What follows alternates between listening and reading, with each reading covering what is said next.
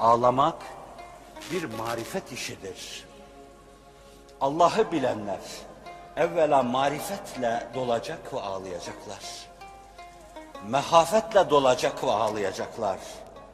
Korkuyu aşsalar recaya dilbeste olup yine ağlayacaklar.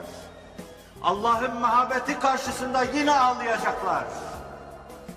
Eğer ağlamanın bir kesilme faslı olsaydı, hiç olmazsa hayatının sonuna doğru insanlığın iftihar tablosu fasıla verirdi. Oysa ki bütün hayatı fasılasız ağlamakla geçmiştir.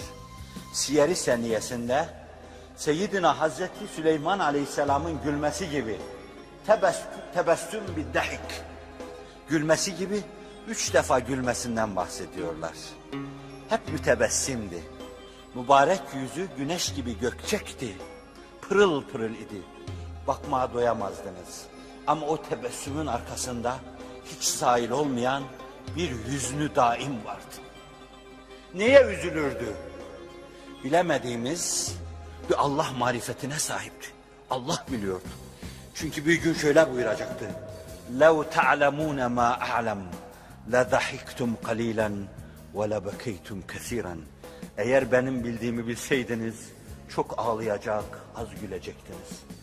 وَلَمَا تَلَزَزْتُمْ عَلَى الْفُرُشِ وَلَا خَرَجْتُمْ إِلَى الصُّعُدَاتِ تَجْأَرُونَ إِلَى اللّٰهِ اَوْ كَمَا قَالَ. Bildiğimi bilseydiniz çok ağlayacak, az gülecektiniz. Döşekler üzerinde zevki, lezzeti terk edecektiniz. Yamaçlara çıkacak, dağlara tırmanacaktınız. Allah'a sığınacaktınız. Yürekleriniz ürperecekti. Diyor. Yürek hopluyorsa, gönül bir kuş kalbi gibi atıyorsa, güvercin kalbi gibi. Gözler buna yaşlarla dem tutuyorsa, işte marifet var demektir. Şakası yok bu işin. Bu işin yalanı olamaz. İmam-ı Gazali'nin buyurduğu gibi ağlamayan aldanmıştır. Onu yaparken riya yapıyorsa o da aldanmıştır. O bir marifet meselesidir, bileceksin. Kur'an diyor ki, İnnellezîne utul ilme min qablu izâ yutla aleyhim yahirrûne lil ezqâni sücceda ve yekûlûne subhâne rabbina in kâne va'du rabbina lemef'ûlâ ve yahirrûne lil ezqâni yebkûn ve yezîduhum huşû'a. Sadakallahul azîm. Ben hemen arz edeyim, okuduğum bu ayet-i kerimede secde vardı. İster hocamız secde ettirir hepimize. Şurada mümkün olsaydı ben durur, önünüzde secde ettirirdim. Öyle içinden geliyor ki, onun büyüklüğüne karşı daima coşup coşup yüzümü yere sürmek. Bir secdedir. Burada fırsat bulamazsanız, döndüğünüzde evinizde edin, ben vazifemi yaptım. İnnellezîne utul ilme min qablu izâ yutla aleyhim. Bundan önce kendilerine ilim verilenler var ya, ehli Tevrat, ehli İncil, Zebur ashabı.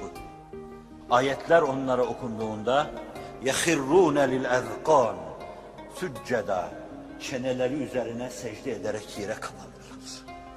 Kur'an'ın ayetlerini duyunca deniyor ki Esbab-ı Nüzul'de veya bu mevzuyla alakalı rivayetlerde Veraka bin Nevfel Mekke'de Allah Resulü'nden Kur'an ayetlerini dinleyince 2 büklüm olmuştu. Medine'de Abdullah bin Selam Yahudi uleması ilim verilmişti. Veraka bin Nevfel'de de ilim vardı. Allah'ın ayetlerinde derinlemesine değişik ayetler müşahede eden, mülahaza eden bu insanlar çeneleri üzerine, Kur'an'ın tabiri, seçtiği kelimeler çok karakteristik, çok önemlidir. Çeneleri üzerine yere kapanıyorlardı. Ve yekulûne subhâne rabbina in kâne va'du rabbina lemef'ûlâ. Seni tesbihü takdis ediyoruz ey Rabbimiz. Rabbimizin vaadi muhakkak tahakkuk edecektir. Ve yehirrûne lil ezqâni yebkûn. Secdeye kapanıyorlar ve ağlıyorlar, çıkır çıkır ağlıyorlar. İşte ilim, irfan sahibi müminlerin hali. Kur'an diyor. Ve yezidum huşû'a. Allah da ne yapıyor? Sanki ağlamalarına ağlama ilave ediyor. Haşyet ve saygılarını artırıyor. Zaten gözyaşları sinede haşyetin dışarıya sızması demektir. İnnemâ yahşallâhe min ibâdihil ulemâ. Allah'a karşı hakkıyla saygı duyan ancak Allah'ı bilenlerdir. Gökte yerde ayetini didik didik edenler, enfüsi tetkikatta bulunanlar, günde birkaç defa vicdanla semavat arasında veya mikro alemle makro alem arasında mekiğini oynatıp marifet kalevçesini işleyenler, İnnemâ yahşallâhe min ibâdihil ulemâ. Sineler haşyetle dolunca insan çatlayacak hale gelir. Sinenin çatlamaması için bir boşalmadır gözyaşları. Boşalmıyorsa boşluk var içinde demektir. Doluysa boşalacaktır. Allah doldursun, dolu dolu doldursun.